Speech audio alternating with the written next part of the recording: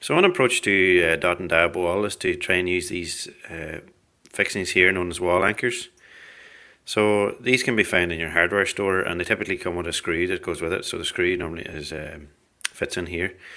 So the idea is that you use these to screw directly into the plasterboard. So they are pretty much, they're made so that you can screw them more or less directly into the wall, but you're probably better off drilling a small hole just to give a small pilot hole, just to give it a chance to get into the wall without creating too much cracking or anything. So in this wall here, I've tried to put in a wall anchor, but what restricts a wall anchor is the ability of the wall anchor to actually go through and to have enough space out the other side of the plasterboard to actually, without touching the block wall that's in behind. So this wall is dry lined. So there's a cavity in behind this plasterboard, and then there's a block wall in behind that again. So there just isn't enough clearance here for this particular fixing. One approach, if you're just about hitting the block wall with the tip of this fixing, then what you can do is you can probably cut off a bit of the fixing we could actually just take a hacksaw and just cut it off, some of it, to give you the clearance that you need. In some cases, it might be the case that you don't, even if you cut off the very tip here, you still don't have enough clearance. And in that case, you might have to try and cut into the threads here.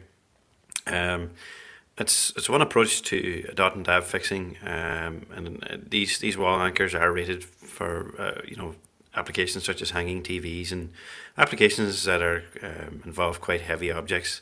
The only danger with these is if at some point they are overloaded, they will take a chunk out of your wall if they pop out. So if this pops out of the wall, it will take a chunk with it. Plasterboard wall anchors can be found in both metal and plastic varieties.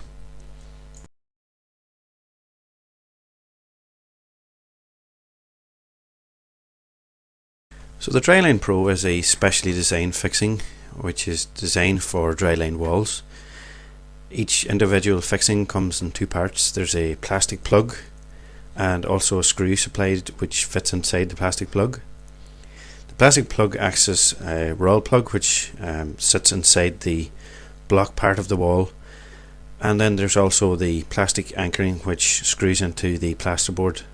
One benefit of the Dryline Pro is its ease of use. It's very simple to use. You drill one hole through the plasterboard and into the wall. However, there is one big drawback in the fact that it's quite an expensive option. Each fixing costs about £1 sterling in the UK, which makes it relatively expensive when compared to other fixings.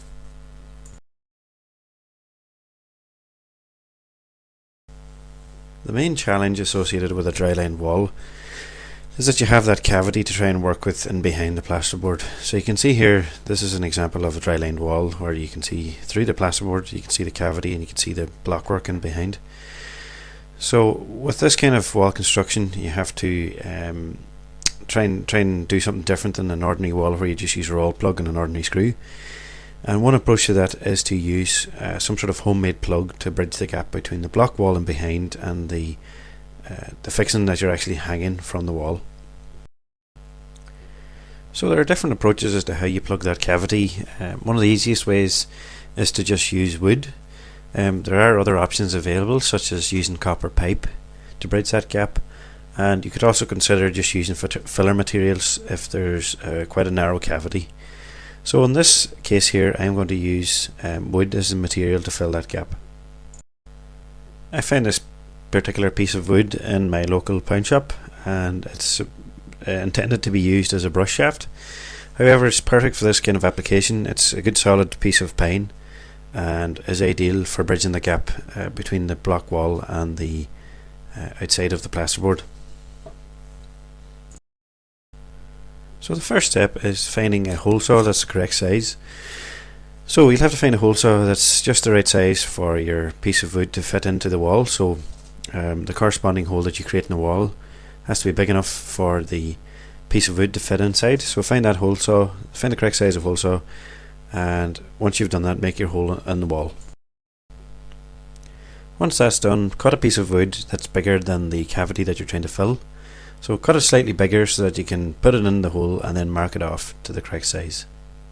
Using a drill bit, make a hole through the centre of the piece of wood, straight through, which will be later used for putting your screw into when you're hanging something off the wall.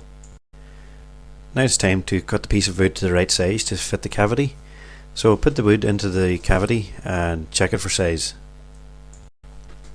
The wood should protrude slightly from the wall, so where it's protruding, just mark it up ready for cutting. After cutting, the wood should be relatively flush to the wall. So you're now ready to prepare the inner block wall to accept a roll plug. So just go ahead as normal and drill a 6mm hole for this red roll plug.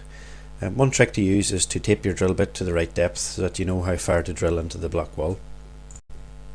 Once the hole is drilled, insert your roll plug and insert your piece of wood, and you now have a ready-made fixing for a dry-lined wall.